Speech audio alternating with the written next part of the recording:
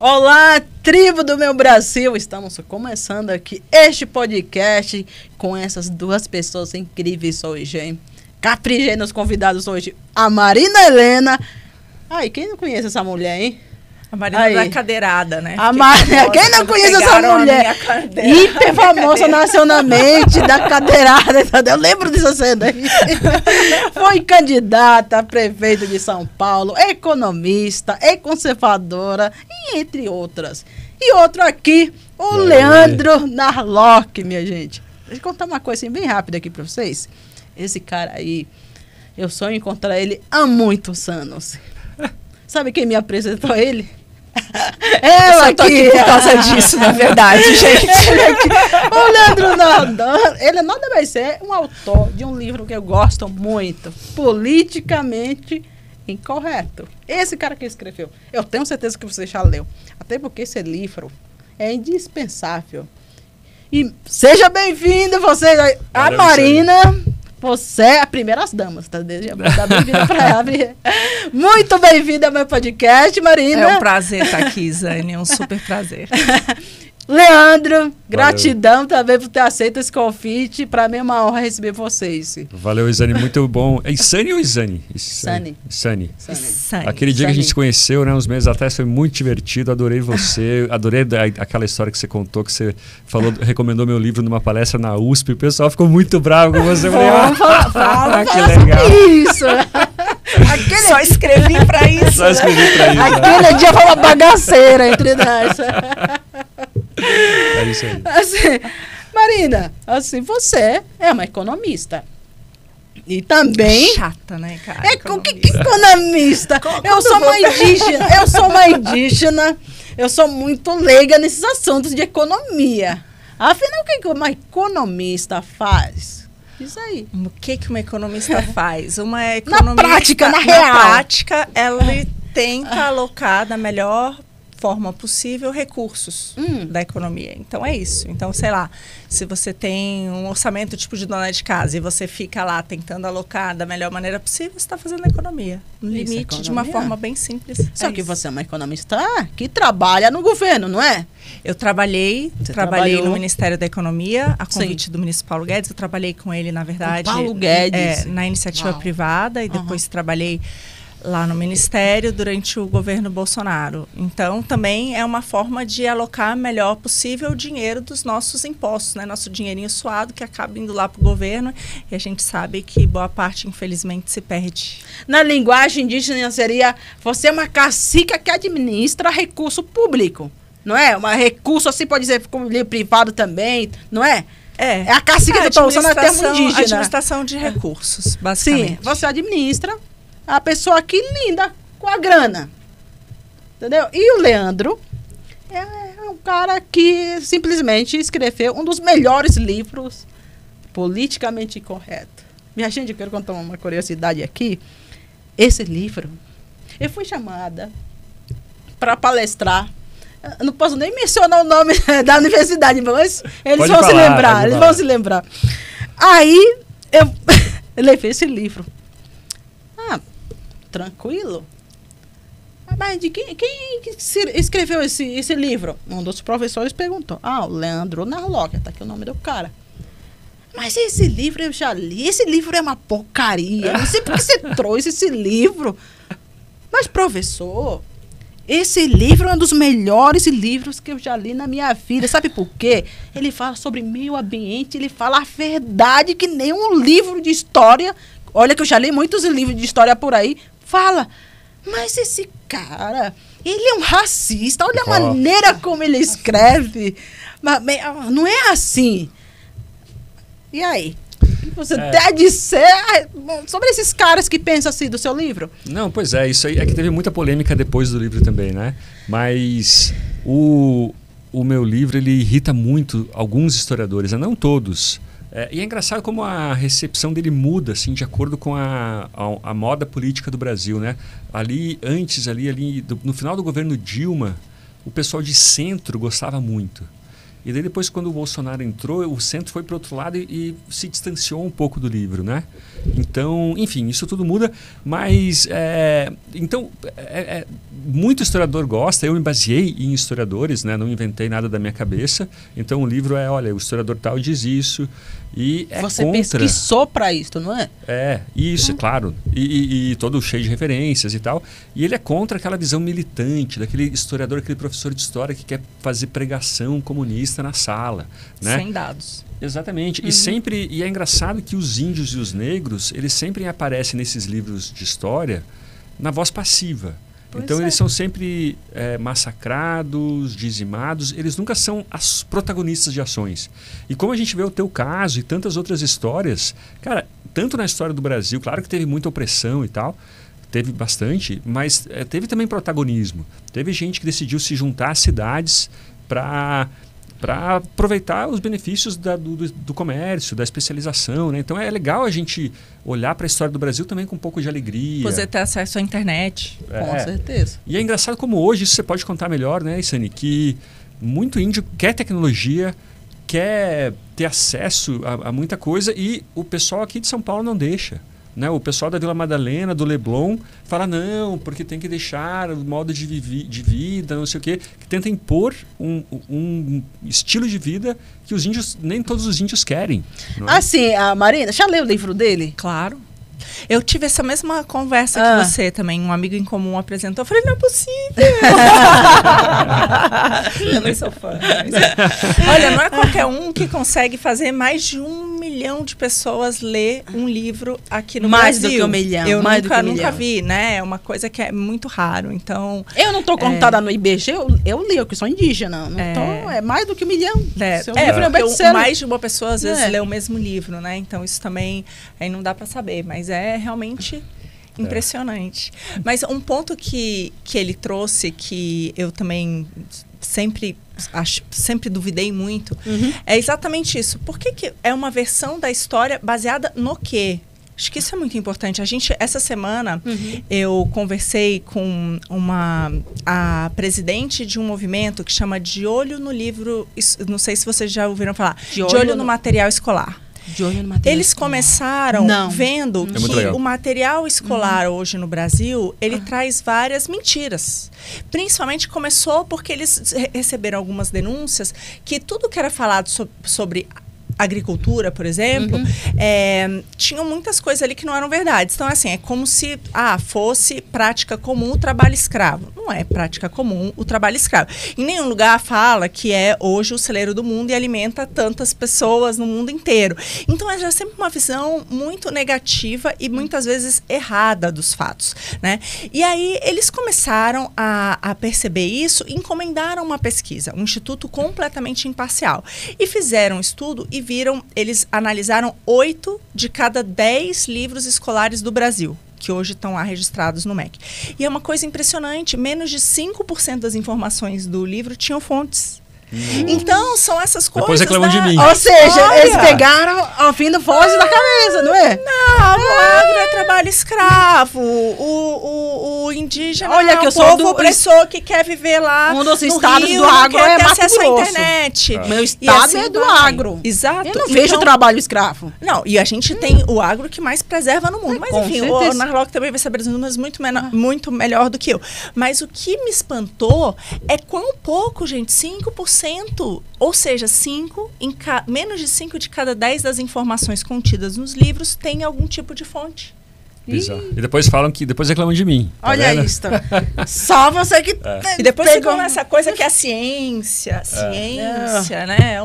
Mas cadê, né? Mas é engraçado que eu vejo pelo meu filho, eu tenho um filho de 14, e muito do que ele tem de lição, que ele aprende, é sempre uma visão negativa do mundo.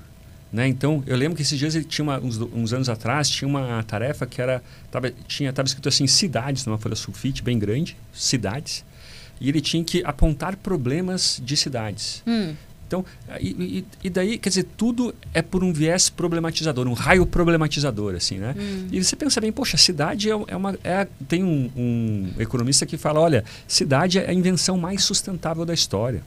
Elas abrigam 60% da população em só 3% de área.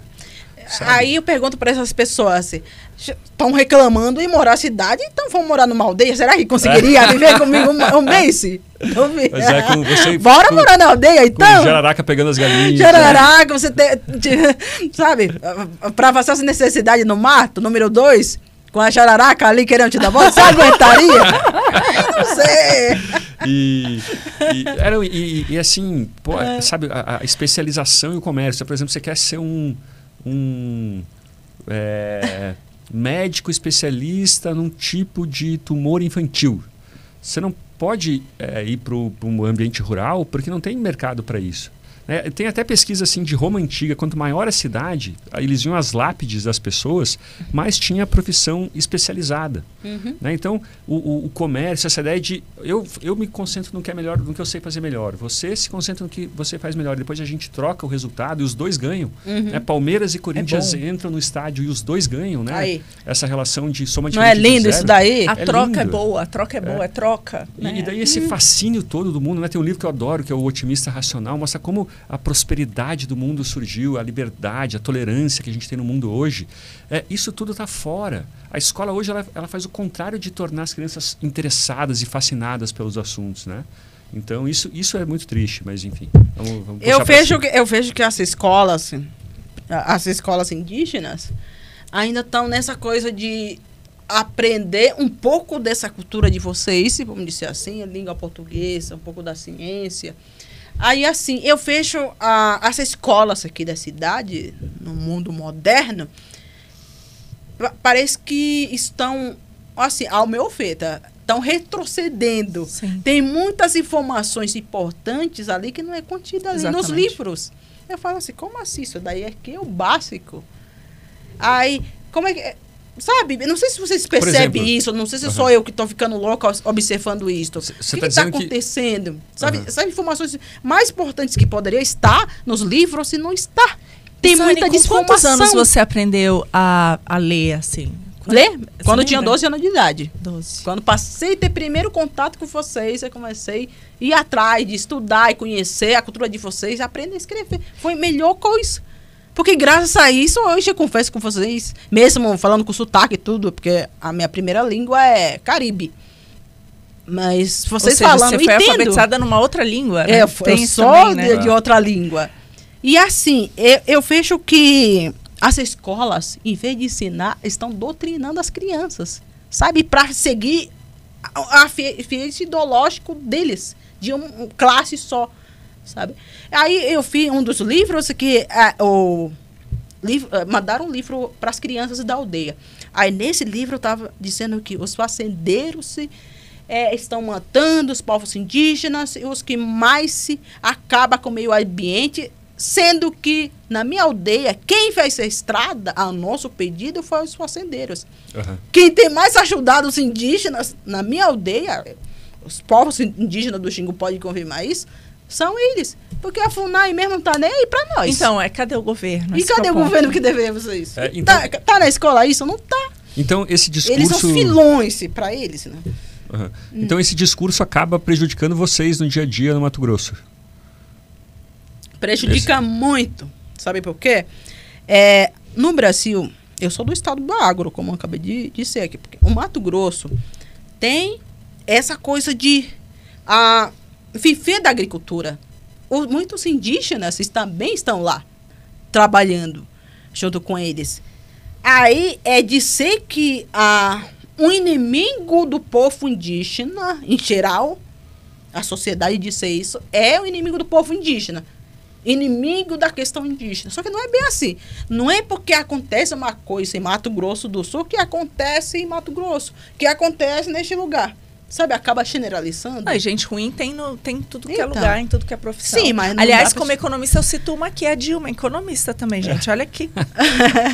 Preciso dizer, acabou com o país. Sabe o que eu penso assim? Tinha que ser contra o agro. Bom, tipo um Paulo Guedes, tem uma Dilma.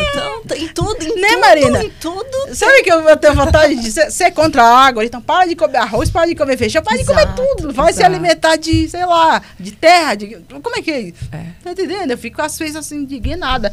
Assim, você como economista deve ver que cada vez mais o preço dos alimentos esse governo que está aí está aumentando. Sim. E aí? Mas é exatamente por que está aumentando. Porque é um governo que gasta. E aí fica cheio de dinheiros na economia, mas não tem produção que aguente isso. Porque não é algo que gera, de fato, produção. Como é que um país cresce? Como é que a gente fica mais rico como sociedade? Como é que o ideal é que o dinheiro que a gente tenha consiga comprar mais coisas e melhor. Não é jorrando dinheiro que se encontra produto, pelo contrário. Então, o que acontece nesse momento? Quando você jorra dinheiro assim, o que acontece é tudo subir de preço, porque a produção não consegue dar conta de aumentar. E o que esse governo faz o tempo inteiro é isso, ele só tem essa ideia de que o governo tem que gastar cada vez mais. Mas isso não vai fazer você aumentar a produção de ovos, isso não vai fazer... Por quê? Porque ele está aumentando quem quer ir lá comprar. Não quem está produzindo. E eles não têm essa visão de que você precisa estimular a produção. Pelo contrário, eles olham o produtor e colocam como vilão. Não sei se vocês viram o último discurso do Lula, que ele diz assim, como é que o preço do ovo está tão caro? Tenho certeza que a galinha não está pedindo aumento. Não é a galinha. Claramente, ele tenta sempre colocar a culpa da galinha. Produtor, mas ele não está vendo que todos os custos daquela granja aumentaram. Por quê? Porque o grão está mais caro, porque o fertilizante está mais caro. Por quê? Porque ele está fazendo uma lambança e com isso o câmbio desvalorizou. Claro. A nossa moeda ficou muito fraca e aí fica mais caro comprar. O fertilizante, tudo ficou mais caro. Então, ele não olha por aí. Ele sempre coloca o dedo e diz assim, não, a culpa é de quem está produzindo. Sempre joga para os outros. E sempre joga para os outros. Então, essa visão errada, né, que é quem diz assim, ó, a galinha é a mesma. Então, se não é a galinha, é o dono da galinha. É a culpa da galinha que não está chocando mais. É isso, né, Leandro? Mas tem um movimento, que é até dos democratas, assim, o pessoal mais ligado dos democratas, né, a centro-esquerda americana, uma parte mais ali do centro dos Estados Unidos, que eles falam, olha, o pensamento de esquerda, boa parte dele é de aumentar a demanda, de ajudar a demanda. Então, as pessoas querem ir para a faculdade.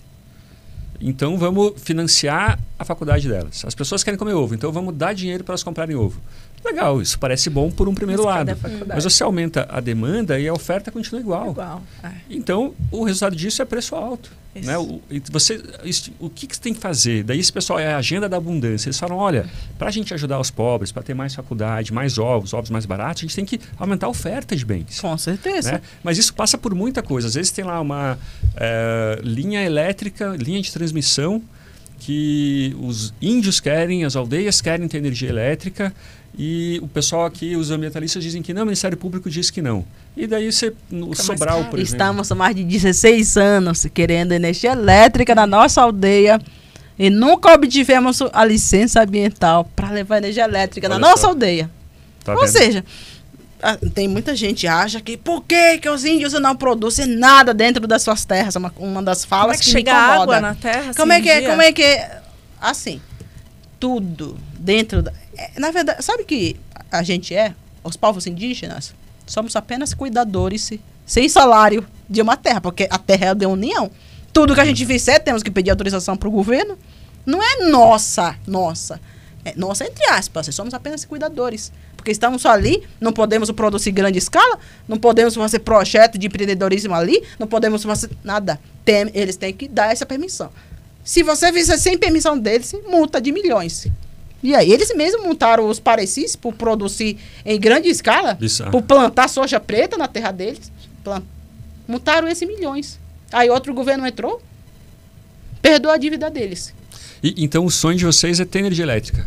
Energia elétrica, 16 anos. Que loucura. Até hoje, eles não nos deram a licença ambiental para ter energia elétrica. Ah, estamos com placa solar, coisa que nós mesmos compramos.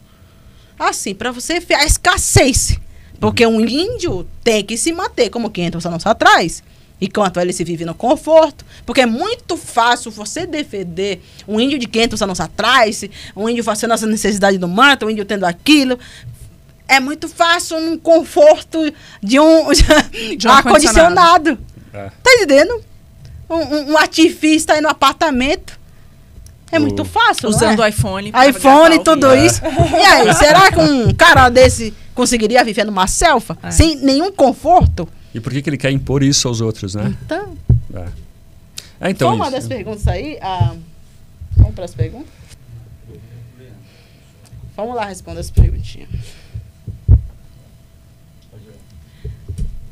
Leandro, você acredita que existe um viés ideológico dominante na mídia brasileira? Como isso influencia a narrativa pública? Não, existe, isso está provado, né? Acho que não é nenhuma questão de crença, tem pesquisa mostrando que 80%. Teve uma pesquisa com a imprensa, com os jornalistas, e 8 em cada 10 disseram que são de esquerda. Sim, eu diria até mais. Eu acho que... Eles se disseram de esquerda, né? Sim.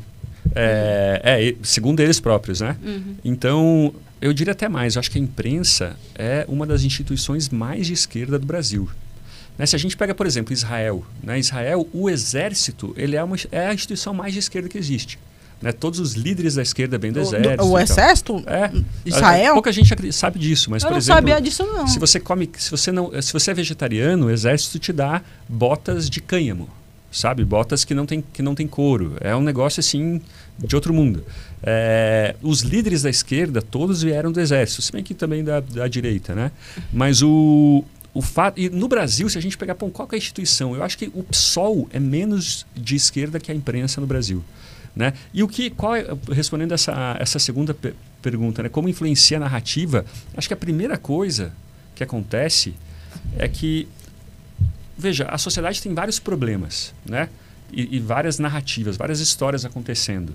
Algumas delas, elas sobem na agenda pública, todo mundo joga atenção nelas e as outras ficam despercebidas. E a imprensa acaba que ela escolhe, né? Esses assuntos que todos vão discutir. Então, esse é um primeiro lado. Às vezes a gente está discutindo umas coisas que nem deveria, porque não faz o menor sentido. Então, que nem isso, os males do capitalismo, mas ninguém está falando do bem. Exatamente. Problema das cidades, mas ninguém está falando do bem, que isso causa de tudo que você tem acesso. Então...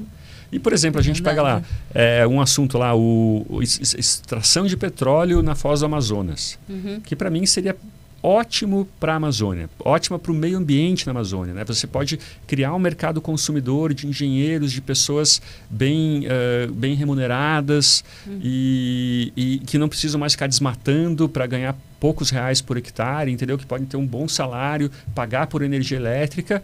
Não, nada disso vai acontecer, porque os supostos ambientalistas são contra. Né? Então, por que a mídia não mostra dois lados dessa questão? É um tipo de petróleo que tem na Foz do Amazonas que o Brasil não tem, que o Brasil hoje precisa importar. Então, seria excelente para a gente, né? Até em questão ambiental. Então, esse debate acaba que não acontece. Né? A imprensa hoje ela é muito... eu lembro que na minha faculdade, né, de jornalismo, o professor falava, olha, você tem que ir para a rua. E daí você volta da rua com a informação, com a notícia, com o que você achou. E daí você escreve, né? Você não sai com a matéria pronta. E hoje em dia parece que o cara já sai pra rua com o personagem, com o estereótipo dele pronto, né? Com o preconceito dele ali pronto, e ele só quer alguma coisa que confirme. Né? Então, é triste isso, né? Mas por sorte, a gente tem hoje esse monopólio da mídia que se quebrou. Né? A gente tem podcasts como esse, tem aí revistas, Gazeta do Povo, Oeste, Jovem Pan, Brasil Paralelo, e o mercado acaba resolvendo, né? A beleza disso é que o mercado acaba resolvendo, e mesmo os jornais que hoje aí parecem mais de esquerda, a Folha de São Paulo e tal, eles se incomodam, os diretores, pelo menos, eles se incomodam com o baixo clero ser muito ideológico, né? E se esforçam para tentar mostrar os outros lados, assim. Mas tem outro ponto também que eu iria adicionar aí, que é também bastante importante, que é, boa parte desses veículos são pagos também pelo Estado. Então, eles são patrocinados pelas estatais, como Petrobras, Banco do Brasil, Caixa Econômica, recebem uma bolada do governo federal. Então, tem isso também. Muitos deles, a maior parte dos recursos, são mantidos, entendeu? Por esses contratos. Então, como que você vai falar mal de algum produto que você está vendendo aqui nas suas páginas? Então, isso também é um problema grave, porque a gente carece muito nessa mídia de veículos de fato isentos, né? Que não têm esses recursos. E a mesma coisa aí acabou acontecendo, o jornalismo independente, que não recebe um tostão de nenhum de dinheiro estatal. A mesma coisa as redes sociais, em que cada um, você mesmo lá, você gravou um vídeo que um monte de gente teve acesso, mostrando a realidade que você vive. Não é o cara do ar-condicionado dele que foi dizer como é que é o índio. Não, você tá lá, você mostra a realidade, né? E as pessoas têm acesso a isso. Então, eu acho que a tecnologia tem isso também. Ela permitiu que as pessoas tenham acesso a muito mais informação. Ah, tem problemas nisso? Claro, você fica até perdido. Qual fonte é confiável? Isso, aquilo. Mas isso começa a te fazer questionar. E isso é incrível, né? Você começa a ter dúvidas sobre as coisas. Aí, você fala, e ali coloca na balança, né? Qual que eu acredito, né? Não tem... Hoje eu estava ouvindo uma reportagem, um jornalista que estava falando uma coisa muito interessante sobre livros eletrônicos e todas essas, hoje em dia, que você tem acesso. E ele disse, antes você era refém da editora. A editora decide quem publicar, o que publicar, como fazer. E hoje em dia, não, qualquer um pode publicar qualquer livro, várias outras pessoas terem acesso. Então, isso disponibiliza, sabe? Você não fica mais uma pessoa decidindo o que todos os outros vão ler. Que é a mesma coisa da mídia, esse monopólio da informação. Eu aqui decido o que todo mundo vai saber, qual a notícia que todo mundo vai ter. Não, estão várias notícias saindo por aí. Bom, falando de livro, eu quero presentear vocês aqui com o meu livro. Opa! Aliás, graças a esse livro que esse podcast está acontecendo, O Despertar de Tal Quang. É um livro baseado em fatos reais que aconteceram durante o Brasil colonial, que essa moça, que branca de olhos azuis, foi raptada por uma etnia indígena e ela cresceu entre os indígenas. Aí ela passa por várias aventuras e faz amizade, acontece tanta coisa. Essa é a primeira parte do livro, é a trilogia. E a segunda parte eu vou lançar esse ano. Então, aqui para você, Marina. E outra para Leandro. Beleza. A pergunta para Marina. Marina, você foi a candidata a prefeita de São Paulo e já ocupou cargos importantes na política. O que te motivou a entrar nessa disputa eleitoral? O bem, fazer o bem para as pessoas. Quando eu fui para Brasília, a convite do Guedes, eu fui imbuída naquele sentimento, depois da Lava Jato, do fim da corrupção, depois que a gente viu todos aqueles escândalos. Então, eu realmente acreditei que dava para ser feito de uma maneira diferente, respeitando o dinheiro de quem de quem trabalha, fazer de outra forma. Então, eu fui realmente acreditando nisso para Brasília. E quando eu saí de lá, eu decidi entrar na política, porque eu senti que quem toma as decisões e quem tem a caneta está muito pouco preocupado em fazer o bem das pessoas, por incrível que pareça. De fato, né? Então, são muitos interesses pessoais, mesquinhos, né, que eu vi ali ao longo do processo. Puxa vida, eu cuidei da parte das estatais. Então, imagina cada coisa que a gente via ali. Eu já fiquei trancada no banheiro um dia inteiro esperando um diretor sumir lá. Como assim? Várias histórias. Mas, compartilha, com essa questão das estatais, eu vou dar um dos exemplos aqui. Mas a gente tentou tirar todas as nomeações políticas e que tivessem, colocar nomes técnicos e bons gerenciando as estatais, né, como diretores. E numa dessas trocas, simplesmente um dos administradores da empresa colocou uma arma na mesa e disse, isso aqui eu não vou assinar. E aí teve que chamar a polícia. Arma de verdade mesmo? De verdade mesmo. Mas que cara louco. Porque o Brasil é uma loucura, entendeu? Teve estatal que administrava o Brasil certos hospício fundos. agora, né? Aqui tem de tudo. E a gente foi... precisava... Essa estatal vai ser privatizada, então a gente vai pegar esse dinheiro e transferir lá de volta para os cofres públicos. E chegou lá, cadê o dinheiro? Então, assim, tem de tudo. É uma loucura. E aí, a insanidade. Por exemplo, quando a gente foi para Brasília, não tinha uma ideia correta do número de empresas que o governo federal tinha ações. Então, nós, né, brasileiros, somos acionistas de diversas empresas, via o governo federal. Ninguém sabia quantas. E a gente chegou a mais de 600. E tinha em tudo. Então, a gente está em inúmeras empresas no Brasil inteiro, privadas, inclusive. Eu tô sabendo disso agora, inclusive contigo.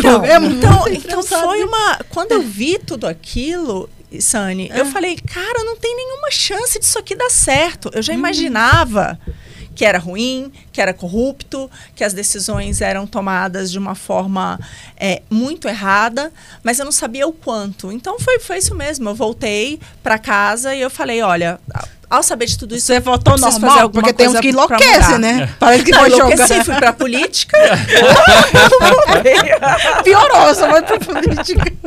Você teve Eu fui ser candidata prefeita daquela eleição que o Brasil inteiro acompanhou. Minha cadeira foi arremessada por um candidato. Mais loucura ainda, me contratou como chefe de comunicação. Ele era o meu chefe de Ele era, eu vi a cara dela. Tudo, eu tava amamentando. Eu fiz tudo isso amamentando. Caraca. Então, né, teve um dia que 5 sabatinas, 6 amamentações. Você tava amamentando e imagine que tivesse batido no seu peito. Você sabe que na nossa cultura, se você tá amamentando, você tá sensível. Qualquer machucadozinho pode virar câncer de mama. Sim, sabia disso? Na minha cultura. E a gente preserva bastante esse momento. Olha aí, a minha cadeira. Aí. Tanto que a foto é assim, né? Eu vi tua cadeira. Desculpa, mas eu ri pra caramba com a cena daquela. Sabe que ontem eu passei na frente do Clube Sírio, que onde teve aquele soco do debate. O soco, que grandes momentos nesse Clube Sírio. Não, gente, virou um reality show. A gente tava acompanhando já de Mato Grosso. Não, as cadeiras chumbadas. A gente só podia ter copo de plástico. Você teve quantas fotos? Eu tive, eu não vou lembrar certo, mas em torno de 80 mil votos. Bom. Aí, mas o que foi eleito? O que você acha dele? O que tá aí agora? O Nunes? Bom, disputei porque eu não acho tão bom assim, né? Senão eu não teria disputado, mas... Imagina se tiver... o Boulos... É isso que eu perguntei, imagina se tivesse o problema da política é muito isso, né? A gente vai lá e diz assim, nossa, quem é o menos pior? Aí você vai lá e digita e pronto, né? Então, não tenho dúvida de que eu prefiro, sem sombra de dúvidas, o Nunes ao Boulos. Agora, que ele não acho que ele fez uma boa gestão, acho que São Paulo tem vários problemas, como a questão da educação. Aqui, só para ter uma ideia, uma escola particular, a média das escolas particulares, custam menos do que das escolas públicas. E as nossas crianças, com 10 anos de idade, ainda não aprenderam a ler nem escrever. Com 10 anos de idade? É um dos piores índices. É um dos mais caros do Brasil. E um dos piores índices. Tudo em São Paulo é isso. Um dos mais caros, pior índice. Mais caro, pior índice. Saúde. A gente chegou à conclusão de que a gente podia dar plano de saúde para as pessoas, porque sairia mais barato para ela conseguir fazer um exame preventivo, né? Tomar, porque o município é muito preventivo. Seria mais fácil fazer isso do que deixar no serviço público que não está dando conta. Então, é tudo muito, muito, muito caro e de péssima qualidade. Então, eu acho que dava para ser muito melhor. Muito melhor. Caramba, você sabe que tudo que acontece aqui em São Paulo acaba, de alguma forma, impactando as outras cidades também. Se aconteceu isso em São Paulo, meio que a galera acaba copiando de outros estados. Se São Paulo tá dando certo, vamos fazer igual também, vamos fazer isto. É uma cidade que inspira as outras cidades. Mas a sorte estados, é que o setor privado daqui é muito pungente. Muita gente vem para cá. Por exemplo, você veio gravar aqui e você tá tendo acesso a diversas pessoas, vai conversar com um monte de gente por conta disso. É uma aglomeração, exatamente. As pessoas aqui vieram para cá. Tem de tudo que você possa imaginar, das mais incríveis especialidades. Então, apesar de uma prefeitura ruim, a cidade funciona, né? Apesar do menos mal, tem quase vocês funciona, aqui. Mais perguntas para eles aí. Leandro, você acredita que a sociedade brasileira está mais disposta a questionar narrativas oficiais ou ainda há muito tabu? Tá sim, acho que a sociedade tá bastante disposta, né? É engraçado, né? Porque no passado, assim, nos anos 80, o cara do fundão na sala de aula, aquele questionador que cutucava os tabus, ele era um cara de esquerda, né? Hoje parece que é o contrário, entendeu? O cara mais irreverente, ele está mais à direita, assim, né? Ele, politicamente incorreto, assim. Então, toda hora se questiona tabus, né? É engraçado que toda aquela cultura woke, né, que o pessoal chama de identitária, que fala lá de linguagem neutra, isso tudo foi um grande espantalho, né? Nem mesmo o pessoal de esquerda leva muito a sério esse negócio de linguagem neutra, mas o outro lado surfou e ganhou muito voto, tanto no Brasil quanto nos Estados Unidos, montando esse espantalho. Olha essa loucura, né? Então, parece que hoje tem não estou falando nada com nada aqui, né? Não, pode falar aí. Fica à vontade. Vamos lá, vamos não, sei lá. Não. Homens biológicos em esportes femininos. É óbvio que você larga com uma vantagem. Então são essas coisas que foram enfiadas pra gente de que, não, tem que competir igual. Puxa vida, mas nasceu homem e vai competir com a mulher num esporte complicado, né? E a esquerda acaba que ela falou assim, ó, esse pessoal mais aguerrido, mais ideológico, essa extrema esquerda, quem não quer cotas para indígenas, para negros, para trans. Na verdade, ninguém sabe quantos trans existem no Brasil. Falam de menos de 0,5%. Quando você bota uma cota de 3%, você está fazendo muita gente que não é trans se fingir de trans só para conseguir emprego. Mas, enfim. Quando você coloca assim, olha... Por quê? Os trans são intelectualmente menos capazes, é isso? Não. Por quê? Isso que eu entendo, é assim que eu entendo de cota, né? Você tem cotas, exatamente, Mas o que, por exemplo, o Martin Luther King, né, o grande herói negro, assim, o cara que inspirou geração. Hoje, 80% da população pensa como ele, que é, olha, eu simplesmente quero que a cor da pele não seja fator de que os meus filhos sejam avaliados pela sua personalidade, não pela sua cor de pele. Hoje, esse pensamento dele está difundido em 80% do Brasil. Então, hoje, esse pensamento faz a gente ser contra. Não, eu vou contratar esse cara porque ele é negro. Não, peraí, você tem que contratar o melhor. O Martin Luther King, hoje, esse pensamento dele seria chamado de direita, de extrema direita. Então, quando você pega 80% da população e fala, olha, isso que vocês estão pensando é de extrema direita, então eu falo, então tá, né? Então eu não vou ser de esquerda, entendeu? Não, é o que você fala muito no politicamente incorreto. Eu até estava olhando o Hélio Beltrão, ele fez um post que eu achei muito interessante, de um líder de um país sul-africano, dizendo a gente precisa matar os brancos, mas aqui, de acordo com a justiça brasileira, não existe racismo contra os brancos. Então, dizer que matar branco não pode ser crime. Bizarro. Então, é um pouco... Você vê que ponto de maluquice que a gente chegou? Sabe o que sinto nessas pessoas que falam isso? É uma falta de espiritualidade, porque assim... A gente acredita muito nessa coisa do grande espírito. Não estamos aqui, nascemos da chocadeira, não. O grande espírito nos criou. Seja você branco, seja você do jeito que é. Cada um uma cor diferente. Mas somos todos humanos. Se eu doar meu sangue pra você, vai pra ti. Dependendo do tipo de sanguíneo. Não tem essa coisa de, tal pessoa... Você vai morrer do mesmo jeito. Exatamente. Você vai virar pó do mesmo jeito. Pode ser melhor. Sim, vai ser toda igual. Tá entendendo? Aí... Eu acho uma falta de humanidade, uma falta de compreensão, porque não somos melhores, apenas seres humanos, diferentes. Mas somos seres humanos, não é? Perfeito, é isso aí. Mais perguntas aí?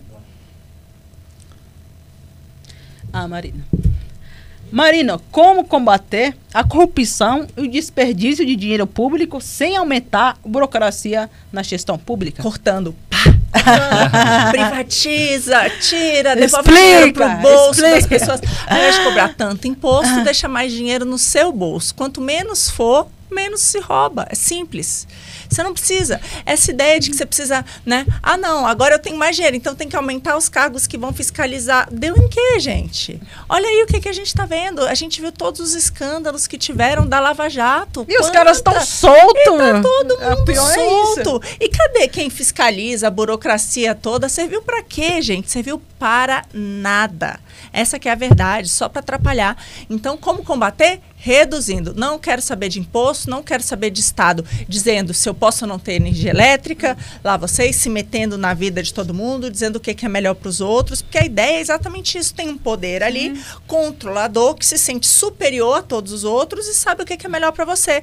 Então, a gente tem hoje no Brasil, por exemplo, o nosso judiciário. Eu vou recivilizar a população, eu vou dizer para cada um o que é melhor.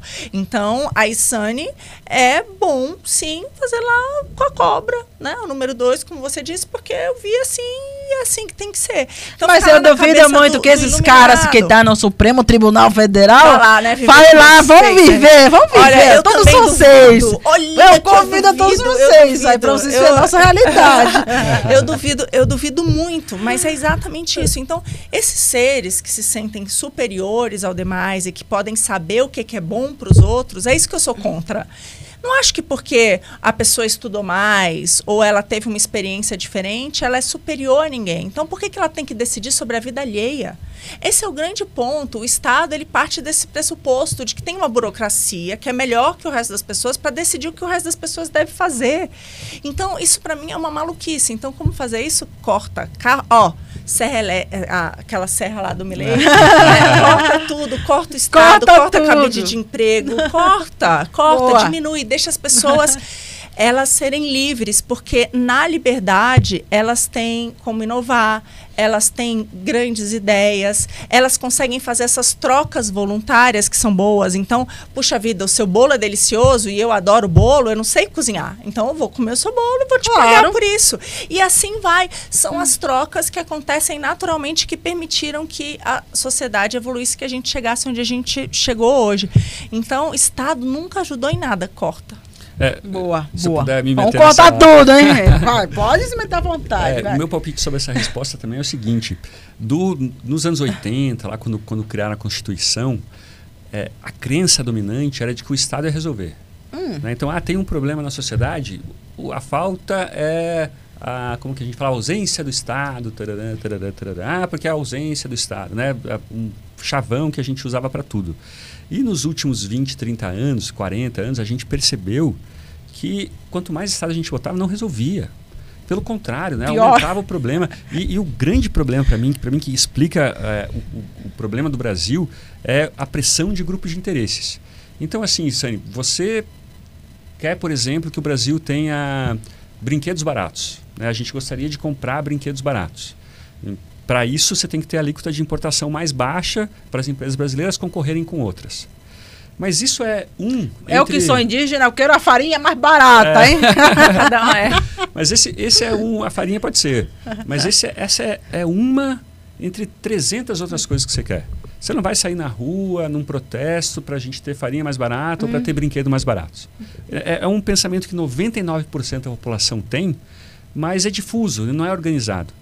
Já lá, a Associação Nacional de Fabricantes Brasileiros de Brinquedos, eles são 1% da população, menos que isso, claro, mas o interesse deles é organizado. Eles vão lá para Brasília... Conseguem falar... E daí eles conseguem impor uma alíquota de importação para espantar os importados e poder continuar vendendo um brinquedo caro e ruim para o Brasil.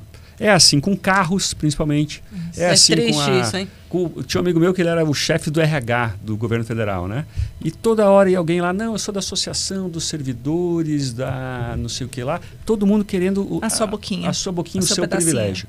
E acaba que essas pessoas conseguem. Elas acham que elas estão fazendo cidadania, né? Que elas estão exercitando a cidadania. Mas, na verdade, um país cheio de privilégios é um país de desprivilegiados, que todo mundo paga mais caro. Ou seja... Um bando de egoístas. Cada um quer puxar.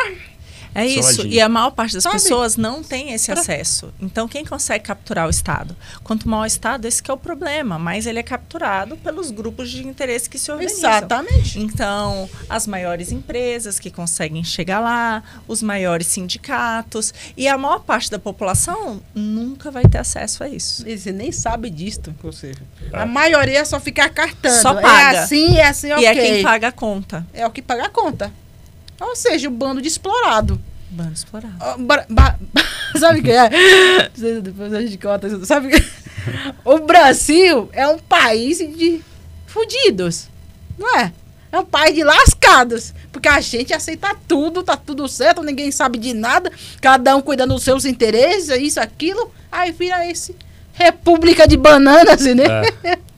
Cara, isso me indigna muito. Mas isso é porque talvez as pessoas não se deem conta, porque a nossa vida talvez de alguns melhorou, de outros não, então, né, é algo mais difuso. Mas a verdade, eu tô com 44 anos. Parece. E te dá pra 30 tranquilo assim. Ótimo. Tá tomando formol isso daí. Não, é que eu tenho uma irmã dermatologista. Ai, que agora entendi o segredo. Eu tenho trabalho escravo na família. É uma patroa. Eu tenho um trabalho escravo na família. Exploradora. Mas o que é uma loucura é que nesse período inteiro o Brasil praticamente não cresceu. Cresceu muito pouco. Então, vamos supor que as pessoas tivessem uma renda de, sei lá, de R$100. Nesses 44 anos, virou 130. No resto do mundo, virou 240. Aí. Olha o tanto que ficou para trás, né? Então, essa que é a maluquice. Porque é isso que você falou, a gente ficou preso no tempo. Num passado em que não se tinha acesso a muitas coisas, né? E é muito fruto dessas escolhas. Ou seja, todos nós estamos vivendo no passado, enquanto os outros países só evoluem e a gente cada vez mais atrás. Mas só pra gente... Sair lascando com tudo. Só pra gente sair em tom otimista. Esse dia eu tava lendo sobre o Japão nos anos 40, né? Uma carta de um embaixador australiano no Japão. Falando assim, esse país aqui não vai pra frente nunca. Esse país é o país do jeitinho. Aqui não dá pra confiar em ninguém. Né? Tá certo. O produto made in Japão, não, falando sobre o Japão. Não, eu tava achando que você tava falando aqui do Brasil. Japão, calma. E daí, Japão? O produto made in Japão, ele era mal visto nos anos 40. E, de repente, esse país ele inverteu, né? Então, a cultura não é estática. Né? A gente pode, de repente, talvez em poucas décadas, a gente pode mudar tudo. Ter um eu não sabia que o japonês tinha essa cultura de jeitinho também. Não, a Coreia, né? A Coreia é um grande exemplo. A Coreia, nesse período que a gente ficou praticamente estagnado, mais que multiplicou por 5. Então, Coreia do Sul, que você fala, né? Onde não tem Estado.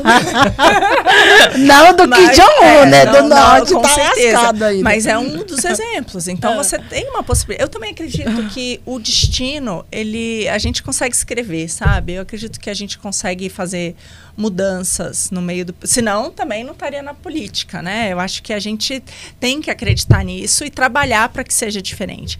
E um ponto que é importante aqui a gente está muito nesse lugar por conta disso. A gente tem um Estadão inchado, capturado por grupos de interesse. Mas hoje, por exemplo, a mídia, que também é capturada por tudo isso, se dissipou, né, com o advento das redes sociais. Hoje as pessoas têm acesso a muito mais informação. Então, isso tudo mudou também. Você tem acesso a mais versões. Isso tudo ajuda nessa mudança também. Sabia que uns anos atrás a gente assistia Jornal Nacional? É isso. A gente ficava assim, sentada, criança, sentada assistindo, tínhamos TV igual essa, assim, assistindo, e tudo que o jornal falava, a gente acreditava. É isso. Aí, a partir do momento que o Jornal Nacional começou a noticiar um fake news, ao meu respeito, o quê? O cacique de tal lugar tá indo Polícia Federal prender a influenciadora indígena, o quê? Cadê a Polícia Federal? Nunca que apareceu. Eu fiz isso no Jornal Nacional, falando de mim mesmo, sabe? Após se apreender o veículo do Ibama, que a gente fez ano passado, porque ele estava ateando fogo no nosso território, sem a nossa permissão, o Globo Notícias... Não posso tirar essa parte. O jornal noticiando, a mídia grande aí, noticiando isto. Como se fosse verdade. Ninguém apareceu. E é engraçado, né? Eu cresci assim. Eu lembro que quando eu estava aqui já em São Paulo, eu sou de Curitiba, né? Quando eu estava com saudade de casa, eu ligava no Jornal Nacional porque, de alguma forma, ele me lembrava minha casa, entendeu? Olha que louco. Você ficava lá assistindo. E hoje eu não consigo, eu me irrito. Eu assisto um bloco do Jornal Nacional e falo, meu Deus, não consigo assistir um bloco do Jornal Nacional. É impressionante. Ok, só para terminar as perguntas aí, quanto tempo falta para ele? Ixi, preciso... 3 e 5. Então. Vamos, aqui já deu. Querem continuar vocês? Se quiser, a gente continua aí. Mas eu não sei, acho que o bloco vai ficar estranho, né? Uma parte cortada. Não, vai ter uma parte cortada e... Assim, aqui eu me despeço de você, ao vivo, você sai. Tá. E eu vou falar aqui com a Marina. Vamos continuar. Tá, beleza. Eu vou cortar pra vocês? Sim. Não, eu me despeço dele. Tá bom, pode ir lá. Minha gente, eu vou ter que me despedir aqui do Leandro, que ele tem um compromisso. Leandro, adorei a tua vinda pra cá. Você respondeu muitas perguntas aí, que eu acredito que a maior parte das pessoas queria saber isso de você. Mas antes de você ir, você pode responder apenas uma pergunta, que é, Você se considera o cara politicamente incorreto? Sim, bastante. Esse discursinho politicamente correto é uma camisa de força, assim, sabe? Eu adoro irritar os politicamente corretos. Tô até querendo escrever um livro chamado Como Irritar um Professor de História. Bate aqui, porque eu também adoro irritar o povo. Valeu, você é muito legal de conhecer. Pô, você é um patrimônio do Brasil. A gente ainda vai fazer muita coisa junto. Valeu. Ok, tava junto. Obrigada, hein? Valeu, desculpa, até ter que sair mais. antes, Vou ter que mas liberar ele, minha tribo. Valeu, gente. Minha tribo, vamos continuar aqui com a Marina. O papo tá tão legal aqui. Pelo menos você ela vê, tem ele um é tão tempinho. politicamente incorreto que ele sai no meio ele do saiu, programa. ele é incorreto, tudo É bem, isso, tudo bem. sempre é assim. Marina, vamos responder mais perguntinhas aí? Marina, a privatização de serviços municipais é um caminho viável? Quais são os setores que poderiam ser melhor administrados pela iniciativa privada? Com certeza. Um exemplo que eu gosto de dar e que eu defendi bastante na campanha é a educação. Educação. E tem em vários lugares do mundo em que você tinha uma educação não tão boa que eles adotaram o modelo de privatizar a educação. Mas como? A pessoa não passa a pagar. Ela continua sendo financiada pelos nossos impostos, mas a gestão é privada. Então, por exemplo, aqui mesmo em São Paulo, tem um colégio que chama Liceu Coração de Jesus. Ele fica no meio da Cracolândia.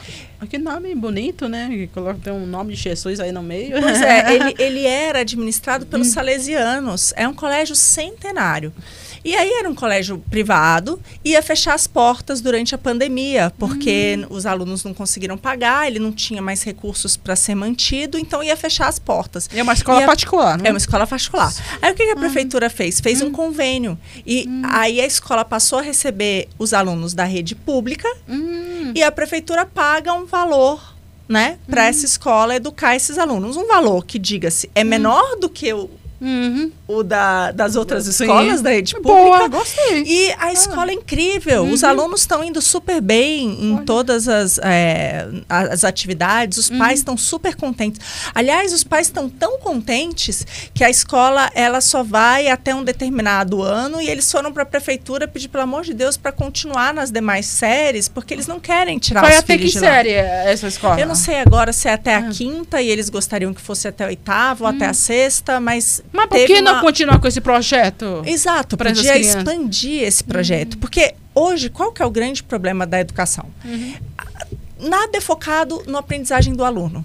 Qual que seria o ideal? O ideal seria que você fizesse... o aluno tem que ser alfabetizado por volta dos 7 anos. Então, tem que alfabetizar ali. Ele não pode sair não alfabetizado, como acontece hoje, que às vezes passa, continua sem alfabetizar e você vai ensinando outras coisas que ele não vai entender. E aí chega um ponto que é aquela coisa, você não consegue entender mandarim, porque você não foi, né? Então, dói até a cabeça você ficar num negócio que estão falando um monte de coisa que você não entende. Então, a criança que ela não é alfabetizada corretamente, ela é incapaz de absorver várias outras informações. E aquilo ali vai ficando cada vez mais distante para ela. Ela não consegue nunca alcançar, né, o aprendizado que está sendo passado.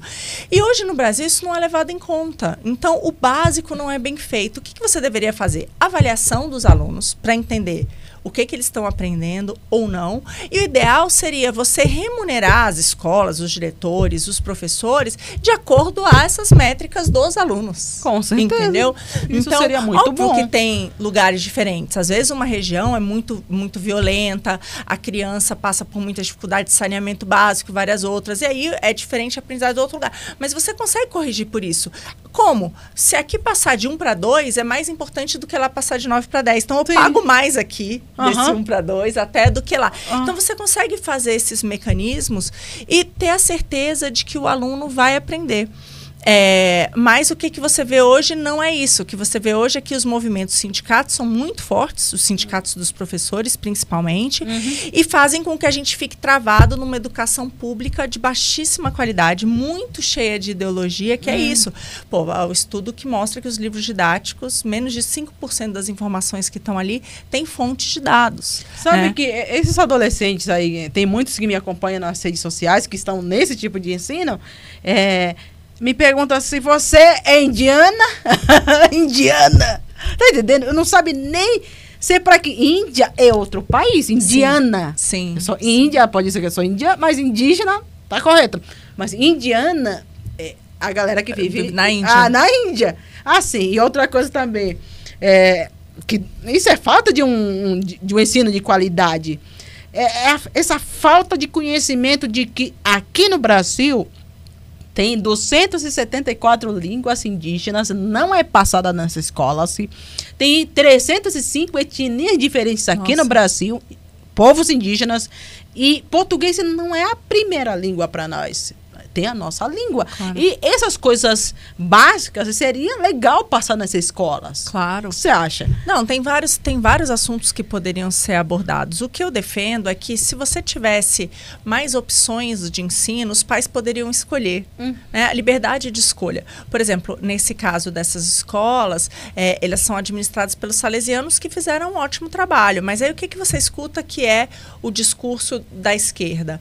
Não, mas aí você tem uma educação cristã, não pode, né? Que nem aquilo que eles estavam processando a escola porque tinha alguma coisa religiosa relacionada ao Natal. Me explica isso da direita. Essas maluquices que a gente tem dos sindicatos hoje no Brasil, infelizmente, que é isso. Você só pode ter um tipo de escola que ensina igual para todo mundo. Então, se um pai, por exemplo, tem uma religião cristã e quer colocar o filho numa escola delas, por que ele não pode? Se outro quer colocar numa escola cívico-militar, por que não pode? Por que você não pode escolher? Não tem mais. Quem tem dinheiro não tem esse direito aqui no Brasil? Não, não. Hoje em dia é tudo escolhido pelo CEP onde você mora, determinado qual escola que você vai. Você mora em tal lugar, então a sua escola tem que ser perto da sua casa. Então você vai automaticamente para aquela escola.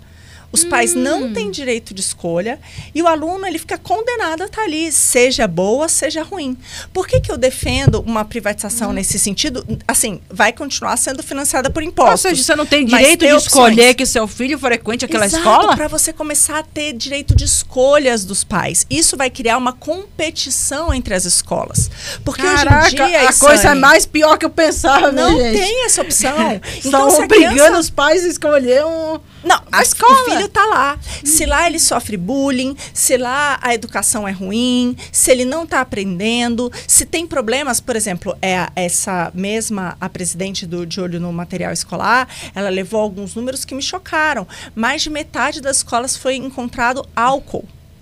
Nessa escola? Nas escolas. Ou seja, os alunos estão consumindo álcool, outras drogas. Então, é uma coisa maluca, né? Toda a parte de segurança das escolas também se tornou um problema. E o pai não tem o que fazer a respeito. Ele precisa deixar o filho dele lá. Então, qual que é a minha ideia? É que você tenha opções de escolha. E aí, cada um vai escolher o que é melhor. E aí, isso vai criar competição entre elas. Aquelas que ensinarem melhor os alunos vão ter uma demanda maior. E aí, você vai criando um incentivo a fazer. Mas o que você tem hoje no Brasil? Primeiro, os professores, eles têm as piores notas. A gente pega as notas nos vestibulares, né? E as notas dos cursos, você pega as piores notas são de quem vira professor. A gente olha isso, que os livros didáticos, menos de 5% das informações tem dados oficiais. Então, a criança, ela literalmente não aprende nada. Então, é muito frustrante. Não é à toa que ela não quer ficar na sala de aula, que ela quer fazer outra coisa. Porque, às vezes, no celular, ela vai achar a informação mais interessante. Ela fazendo um trabalho produtivo vai ser muito mais interessante. Ela aprendendo uma carpintaria, ela aprendendo a plantar, ela fazendo alguma outra coisa, ela vai sentir muito maior utilidade do que ficar num banco de escola desaprendendo, muitas vezes. Tem um livro que eu li, O Mais Esperto que Diabo, fala sobre isso, alienação. Estão alienando crianças e adolescentes para aprender um certo tipo de... É uma ideologia implantada. Ou seja, não querem que essas crianças tenham uma mente ampla para escolher. Cara, eu tô passada, eu sou indígena. Eu não sabia que o ensino aqui no Brasil era dessa maneira. Na minha cabeça, eu estava imaginando que os pais escolhiam, eu quero mandar meu filho para escola militar, eu quero mandar meu filho para tal escola.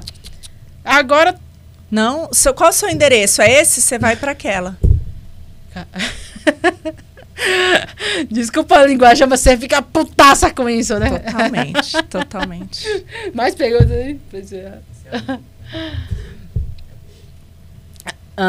Marina, na sua visão, quais são os principais erros das últimas gestões em São Paulo? Aqui em São Paulo. Agigantar a nossa prefeitura. Né? A gente olha, a cobrança de impostos se multiplicou e a qualidade dos serviços não melhorou. Então, cada vez mais levam mais o nosso dinheiro de quem trabalha, quem produz na cidade, e você não tem uma reversão nisso em serviços públicos de qualidade mesmo. Então, tudo é muito caro. É exatamente isso. A educação é uma das mais caras e de pior qualidade. Saúde é a mesma coisa. Você tem índices muito ruins e é muito caro. Então, a gente não está proporcionando para as pessoas aquilo que elas estão pagando. Então, eu vejo que os principais erros das últimas gestões todas foi essa. Os impostos se multiplicaram cada vez mais e você não está vendo isso em serviços públicos de qualidade. Como eu falei desde o início, eu vejo que tanto na esfera federal, quando eu fui para Brasília, quanto estudando o que a gente poderia fazer aqui na cidade de São Paulo, eu sempre chego à mesma conclusão. A gente precisa cortar esse estado gigantesco, cortar esse cabide de emprego, má gestão, lugar que dá espaço para corrupção, que dá espaço para as pessoas irem lá. É isso. Quais são os grupos de interesse que conseguem? Quem consegue chegar até o vereador? Quem consegue chegar até o prefeito? Quem consegue chegar no secretário? É quem consegue a sua mamatinha. Então, eu vejo que o ideal é você ter menos impostos sempre e deixar mais dinheiro no bolso de quem trabalha e conseguiu aquele dinheiro. Para essa pessoa poder investir na sua saúde, investir na sua educação, investir em tecnologia, se qualificar melhor, poder empreender muitas vezes. Então, esse dinheiro vai ser muito melhor usado do que pelo Estado, galera que está lá, burocrata, embaixo do ar-condicionado, quando não um corrupto e coisa pior, que decide para onde vai esse dinheiro. Então, eu vejo que esse é o grande erro aqui e no Brasil inteiro, infelizmente. Uau! Essa falácia de que indígena recebe Bolsa Funai, o que você tem a dizer sobre isso?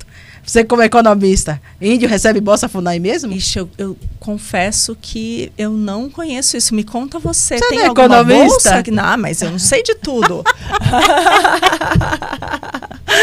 Mas eu sempre quero aprender. Me explica. Me explica Recebe nada. Isso é uma falácia que se criou nos anos 80, 90, de que o indígena que nascia aqui no Brasil já nascia recebendo Bolsa Funai, um valor aí.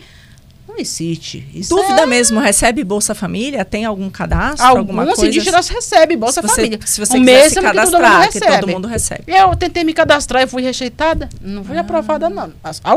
Algumas famílias recebem, mas não é todo mundo. Olha só. Marina, eu quero me despedir aqui de você. Adorei conversar contigo. Você me esclareceu muita coisa. Eu que agradeço muito. Gratidão por ter aparecido aí. Foi um grande prazer. Vou acompanhar os seus podcasts. Vai ser um prazer e foi um prazer imenso estar aqui. Eu espero que a gente se encontre muito mais vezes, troque muito mais conhecimento. Sempre um prazer.